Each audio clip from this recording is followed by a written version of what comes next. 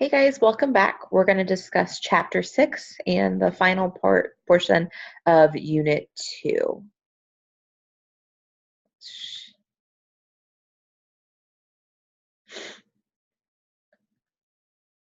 So in chapter 6, we're going to discuss patient, subordinate, workplace, and professional advocacy.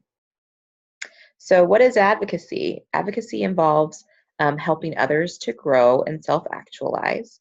Nurses must advocate for themselves, clients, subordinates, and their profession. Advocates must inform others of their rights and make sure they have enough information to make informed decisions. Advocacy is defined as protecting and defending what one believes in both self and others.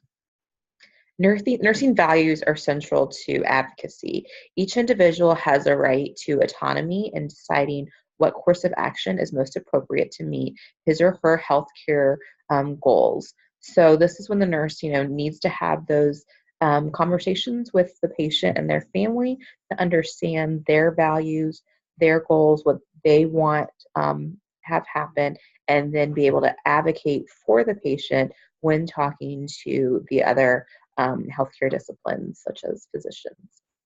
Each individual has a right to hold personal values and to use those values in making healthcare decisions.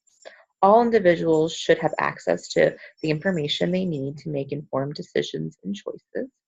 The nurses must act on behalf of patients who are unable to advocate for themselves, and empowerment of patients and subordinates to make decisions and take actions on their own is the essence of advocacy. How nurses can act as advocates: they help others make informed decisions. They're acting as intermediaries in the environment. A lot of times the nurse is that go between the patient and all other disciplines in the healthcare system. They are directly intervening on the behalf of others. They advocate for social justice. So, question: tell whether the following statement is true or false. One way nurses can act as advocates is by directly intervening on behalf of others. True or false? We just said it. True. Sometimes it is advisable for nurses to advocate for patients by directly intervening on their behalf. Controlling patient choices versus assisting the patient's choices. It is important for the patient advocate to be able to differentiate between controlling patient's choices, domination, independence, and assisting the patient in choices, allowing freedom. This is where you really need to make sure that you're not putting your own values, your own ethics on somebody else, and just being there as an advocate and being able to help them through the decision, but that it's that you don't put any bias on what the choices are, but just make sure they fully understand all of the choices and the consequences for each choice. And then it's ultimately their decision. Their decision may not be the decision you would have made for yourself, and that's okay. Advocating for patients as managers. This is where you need to be creating a work environment that recognizes patient needs and goals are paramount. Creating work culture in which patients are respected, well informed, and empowered. Advocating for patients with regard to distribution of resources and the use of technology. Taking risks, particularly when advocating for a client, may be in direct conflict with a provider or institutional goal.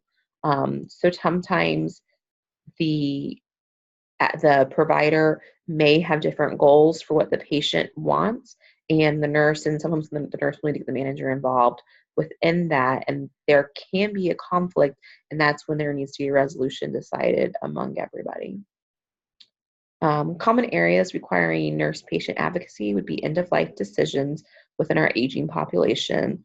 This is a huge one. So when we have those conversations with them about, do they have their advance directive, do they have their living will, so that we know what those are, and then we can advocate for them because we have in writing what their goals and what they wanted for their end of life are. Technological advances, healthcare reimbursement, access to healthcare, provider-patient conflicts, withholding of information, and insurance authorization. Some other ones are medical errors, patient information disclosure, patient grievance and appeals process, cultural and ethnic diversity and sensitivity, respect for patients' dignity, inadequate consent, complex social problems, incompetent healthcare providers. So, like when you see somebody that's not doing the right thing, doing something wrong, then you need to advocate for your patient and stand up, or for, even if it's not your patient, for another patient, to make sure that that person is doing what they need to be doing and corrected when they're doing something wrong. So patient rights. In 1998, the Patient Bill of Rights was created, and this helps patients feel comfortable in the system, stresses strong patient-provider relationships, stresses the key role patients play in staying healthy. In 2010, Patient Protection and Affordable Care Act, also known as Obamacare, was created, and this gives patients protection in dealing with insurance companies. Subordinate advocacy. This is nurse administrators should advocate for other healthcare providers, including subordinates, as well as patients, especially when this is related to healthcare and safety. Workplace advocacy occurs when the manager works to see that the work environment is both safe and conducive to professional and personal growth for the subordinate. So this is when, with managers especially, that they advocate for those that are under their leadership. So maybe it's safe patient nurse ratios, advocating for that safe environment with executive leadership. Those are ways that the nurse manager can advocate for her subordinates, for his subordinates. Internal versus external whistleblowing. So internal whistleblowing occurs when an organization exporting up the chain of command. So you see something wrong and you follow your next steps and go up the chain of command. And external would be when you report to outside organizations, such as going to a media or elected official with some issue that you see within the facility you're working. So the concern with whistleblowing is that although much of the public wants wrongdoing or corruption to be reported, such as behavior is often looked upon with distrust, and whistleblowers are often considered disloyal and experience negative repercussions for their actions. If somebody is, especially on the external side of things, like say something happened, but maybe you disagree with something that's happened within your facilities, such as like a patient assignment, patient ratio. There's many things that you may disagree with that happen within your facility. And instead of going from that inside and going up your chain of command, maybe talking to your manager, a director, VP, like whatever, going up that chain of command that you need to do to talk about your concerns and what you see going on, you go outside the organization. Many within this inside will now distrust you, and it may cause for a hard work environment to come to work every day. So tell whether the following statement is true or false. Reporting an offense to one's boss is an example of external whistleblowing to one's boss. True or false? False. Reporting a problem to a higher up within an organization is internal. External whistleblowing would involve reporting it to outside, such as media or an elected official. So a leader manager also must advocate for the nursing profession as a whole. When nurses find a discrepancy between their perceived role and society's expectations, they have a responsibility to advocate for the profession. There are many nursing advocacy days at your state capital levels and nationally. There are days that are completely set aside for nurses to be able to come in and go to Capitol Hill and talk to representatives and senators about what's going on in healthcare today, bills that may be in place right now, and it's really important to understand that and understand, especially as a nurse leader, that your role in advocating for the profession as a whole, not just for yourself. So, profession of nursing. Entry into a profession involves a personal and public promise to serve others with the special expertise that a profession can provide and that society legitimately expects it to provide. If nursing is to advance as a profession, practitioners and leader managers must burden their sociopolitical knowledge base to understand better the bureaucracies in which they live. Nurses who participate in professional organizations are integral in determining whether voluntary or legal controls represent what nursing is and it should be. So almost every area of nursing has a professional practice organization like attached to it, and different professional organizations. So there is a nurse leader organization. We have a professional organizations for nurse practitioners, for emergency room nurses, for critical care nurses. And a lot of these organizations do advocating at the national and state level as well. And you can get involved in them and understand different things that are actually being worked on within your own discipline in your own area of expertise. And that's a way for you to begin your kind of journey in advocating and growing nursing as a profession. For a long time, nursing was thought as kind of a vocational skill. You think of like you can get like an LPN at a vocational skill, like especially a lot of nurses didn't have 4-year degrees. For a while, you had nurses that were diploma nurses or in the hospitals where they got their training. And obviously that has certainly changed.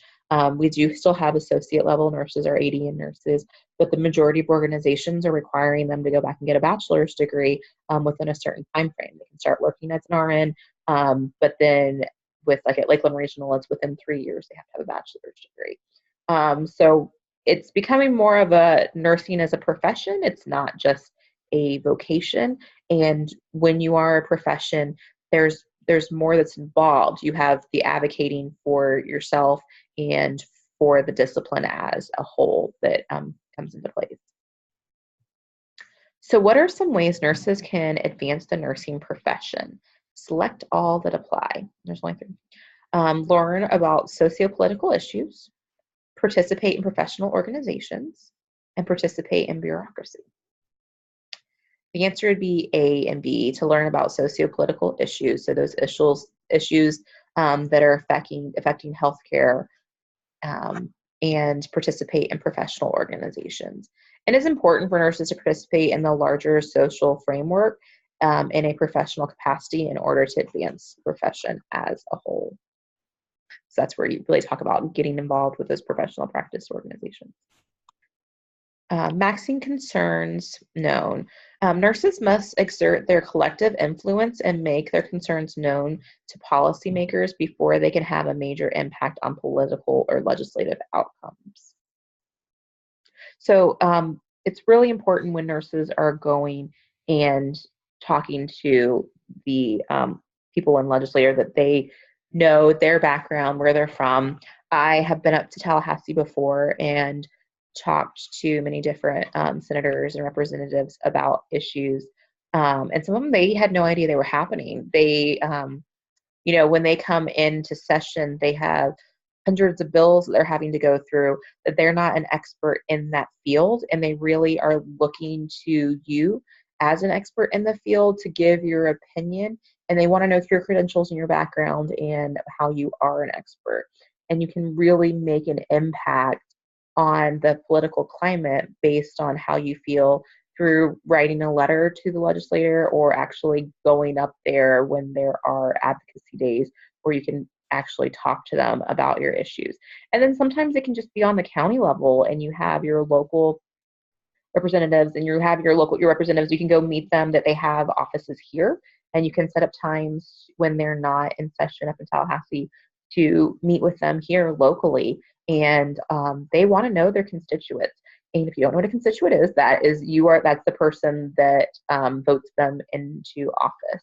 And because if they don't know you and they don't take your concerns real, they're not going to get voted back in. So they do typically really want to know their constituents, want to know how they feel, and even more so someone that's like a nurse that can give them that knowledge in an area that they may know nothing about, but there are bills and things that are in place. They're going to be having to make decisions on a topic that they don't know a lot about. So they look for those that are the experts in the area. So next thing, writing a letter to the legislator. You can write a personal letter to be formal but polite. The letter should be about 1 page in length. You don't want it to be much longer than that. you address the legislator by title, establish your credibility early in the letter as both a constituent and as a healthcare expert, refer to a specific bill by number. You always want to make sure you have the bill number, Senate bill and House bill if you can, because there typically are always two bills. You have one in each session, and they will sometimes have different numbers. It will say SB and then HB for Senate bill versus House bill. And you need to state your position on the issue, offer your assistance as a resource person for additional information. So you need to have your contact information on there, and sign the letter and include your name and contact information. Be persistent and write repeatedly to legislators who are undecided on an issue. When you do it at the state level, you can just go. I did a video to talk about the letter to the legislator that you guys are going to be doing. I think it was in the weekend up 2 weeks ago. But when you guys write those letters, it's important to use all this information like it's laid out for you here. But when you go to a national level and you're sending letters out, a lot of times you can just simply email them on too. They have like a lot of senators, representatives will have websites of their own that you can go on, and it's a template. Like you could copy and paste it as an email and send it to them that way as well, or send it directly in the mail. But the email's a good way to do it too. And typically you'll get a response back either from them or one of their staffers. And I would never take it as kind of like a bad thing if it was a staffer that reached out to you. That was one thing that I also learned in my time in Tallahassee, is that staffers have a lot of say, and they really help them, because you think this is one person that's getting calls and people wanting to talk to them and letters constantly and having to look through the issues. So they have people on staff that help them do the research, that they sit down and talk to people sometimes. And the senators and representatives very much take their staffers' thoughts into consideration. And a lot of times staffers will then say, you really should meet with this person. Or if they don't have time to meet with you, that's so fine, and you were just able to meet with a staffer, that's great too, because they're going to take the information you tell them back to the senator representative, and it's still valued, and it will get used. So next question, which should one not do when writing a letter to the legislator? Be persistent, write a personal letter, address the legislator by his or her title, or make the letter at least 2 pages long. You shouldn't make the letter 2 pages long. We want the letter to be very complete, concise. You better remember they're getting lots of these. So simple, to the point, to where they can just read the 1-pager and have it done. So media exposure. Many nurses avoid media exposure because they believe they lack the expertise or because they lack self-confidence. However, nurses should take every opportunity to appear in newspapers or on the radio and on television. And I'll tell you, as you continue to go down your nursing journey, there will be, depending on what positions you take and the things you do, you'll become more exposed to media and newspapers and these outlets. I can tell you, once I took on the role as stroke coordinator, it was crazy the amount of media and things I had to turn and become a part of. I was on I've been in the newspaper several times in the Ledger, having to be interviewed and picture taken and those kind of things, which you're a little uncomfortable with at first, but and you naturally get better with it at time. And then media news outlets too, especially when the hospital became a comprehensive stroke center, I had a couple different media interviews where I was actually videotaped, and that gets a little uncomfortable, but you quickly get used to it and have to realize that you are the expert in this, and you're the one that can share that knowledge. And you'd rather, it's great for nurses too, to put us out there, because a lot of times it's just physicians that get shown on TV that they know everything. Well, no, nursing plays a huge piece in care, and for example, like with the stroke center, the nursing plays a huge piece with that. Every step along the way, there's a nurse there with that patient, whether it's the emergency department when they come in, the nurse is the one administering Alteplase, the clot busting medication. The nurse is the one that's taking them to the IR suite, getting them all settled. That's working there with that physician. There's a nurse in every step of that. So it's important to showcase that piece too, and that if you could possibly be the nurse that is showing that to the community. And then tips for interacting with the media: respect and meet the reporter's deadlines.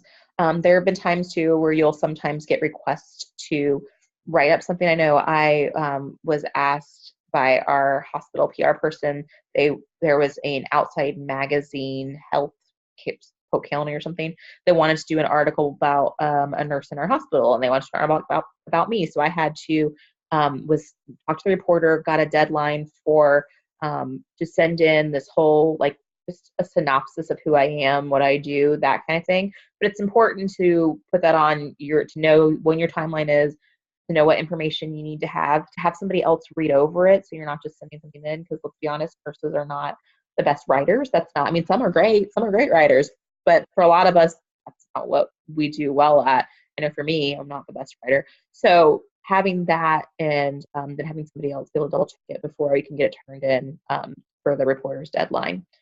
Assume until proven otherwise that the reporter will be fair and accurate in his or her reporting. From my experience, most are very nice. I haven't had anything real controversial that I've been talking to a reporter about either. Have key facts and figures ready for the interview. That was something that I found. I just assumed that I would need to have key facts and figures, and that's what people would do. So I know the first time I sat down with a newspaper interviewer on talking about the stroke center, I kind of had a checklist in front of me, knowing what our numbers had been for the last year, how many patients had received Alteplase and patients had gotten intervention, just key things that I thought that since we were talking about the stroke center, the person would want to know. And she was like, "Oh my gosh, this is so great that you have all of this." Because I guess in past, she said a lot of people don't come prepared, and then later on they have to come up with that information, or they are asked to provide it later. So it's great. You impress the person, you have the work already done, to just have key figures and things ready that you would think somebody would want when talking about the topic you're going to discuss. Limit your key points to 2 or 3 and frame them as bullet points. Avoid technical or academic jargon. So that's another thing that gets kind of hard for us as medical professionals when we're talking to the media. Sometimes we can go down rabbit holes talking how we talk and talking in things that we understand, but really remember that you're talking to people that don't understand medical jargon. So you need to talk to them as if you were talking to a patient that doesn't really understand the procedure, doesn't understand what's going on, and really have it in layman's terms for them.